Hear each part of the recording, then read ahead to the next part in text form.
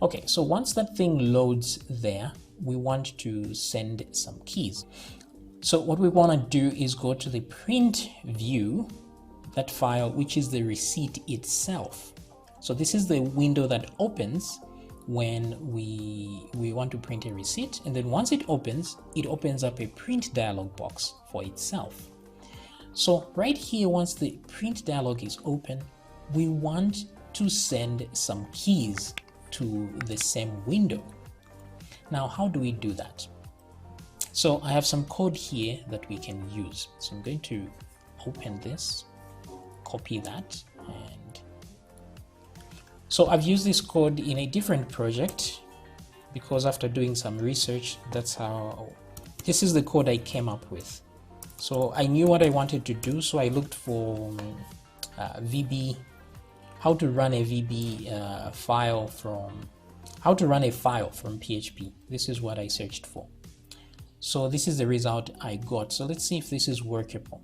So here what I'm doing is, the reason I've put this code inside an if request method that is post is because I don't want this code to run immediately this page is loaded. I don't want to start sending, I'll explain this here for a second.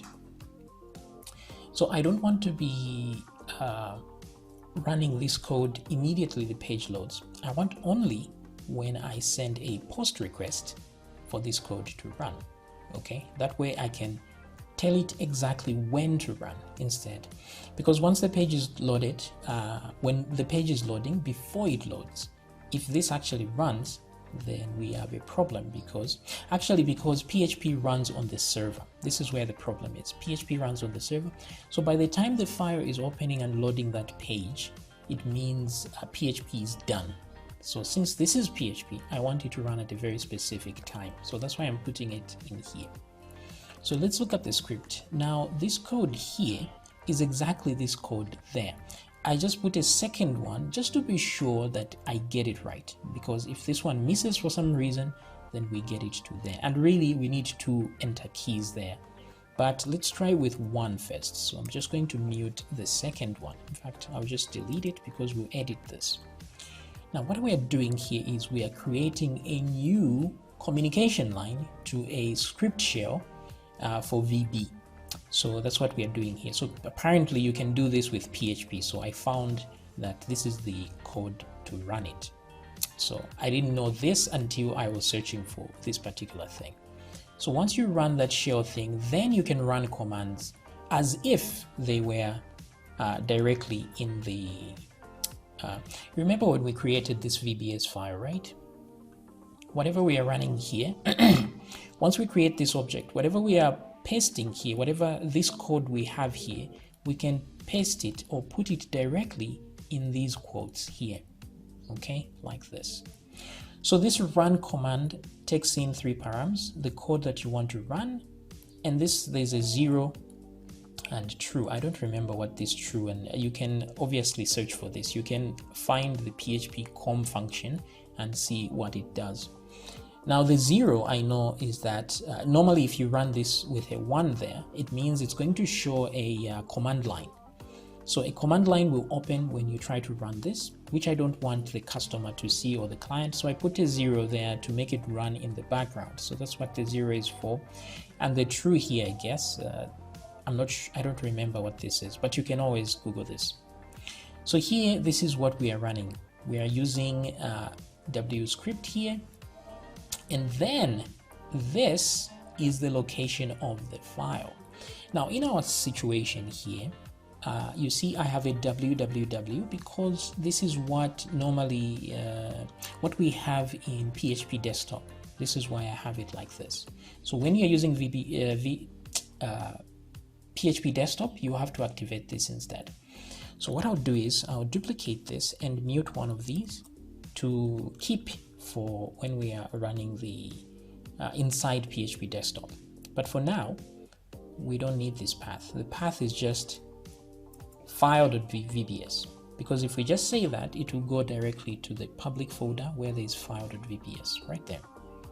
Okay, so that's cool. So this will run all it would do is run this file here. That's what we are doing. We're telling it to run it. But when do we want to run the file? We want to run it when this page is fully loaded and everything is good. So in order to ensure that, what I'm going to do is create an AJAX request down here to request the page itself. So I'm going to request this page, the page itself again.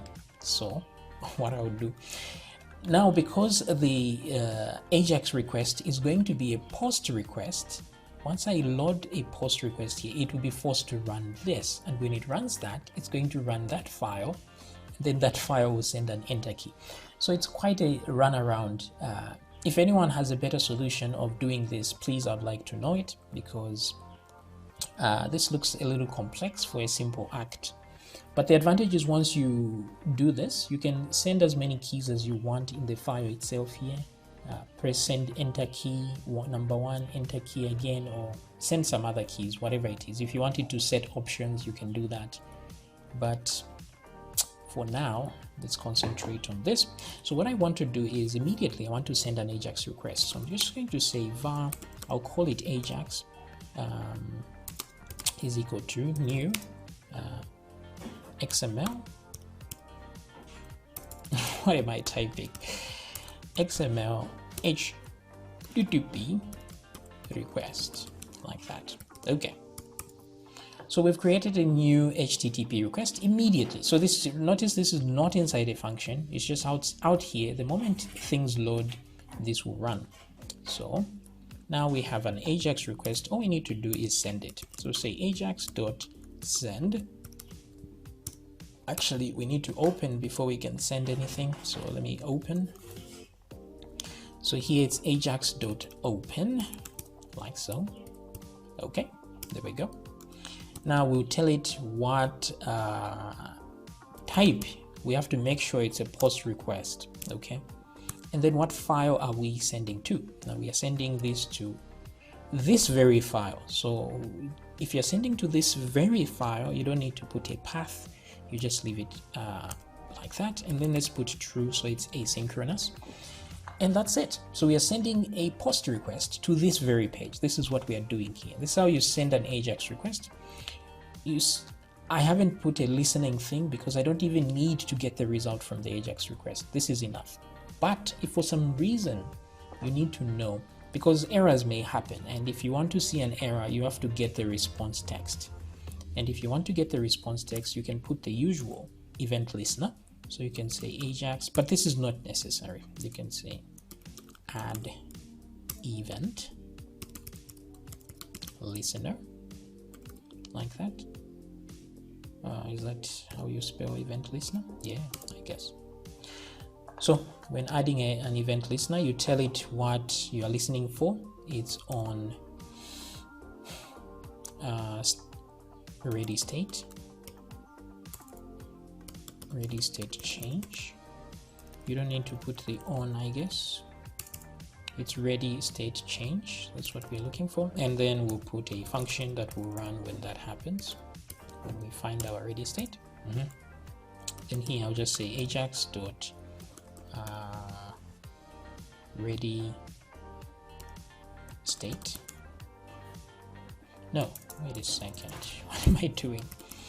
If the status is equal to 200 and actually we don't even need it to be 200. We can just check the ready state. Be careful with the capital letter there. It's important. This should be an if statement. So if the AJAX ready state is equal to 4, then let's console.log the AJAX.response text, like that. Okay. So this will ensure that we get some response in the console, just in case. But we really don't need this code here. It's just for us to see that something is happening. That's all. So once we have this, and this happens, then we should send an enter key. So let's see if this will actually work. So refresh, don't forget that, and let's check out. I'll put 30 there, and let's go. Okay, so what happened? Did something happen? Okay, let's close that. I didn't see anything happen. What I will do is, let me repeat this process just so we can waste a little bit of time. Okay, let's remove that.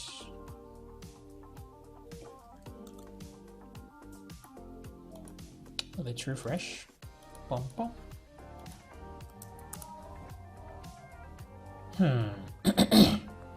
Doesn't look like we are getting any luck here. Okay. Oh, I really wanted to see the result. Sorry about that. Let me check out again. Okay. Now I want to see the, let me cancel that. I want to see the console here. Okay, in the receipt thingy. So let's see. So this is the result that came from our Ajax. So in the receipt here, that's the result because we told it to log to the console. So I guess we needed that after all. So let's see the error we got. Now the error is saying fatal error, uncode error, com not found. Wait a minute. Okay, so the class com not found. Oh crap. Okay, so a fatal error means it couldn't go on. So okay, so what it's complaining is that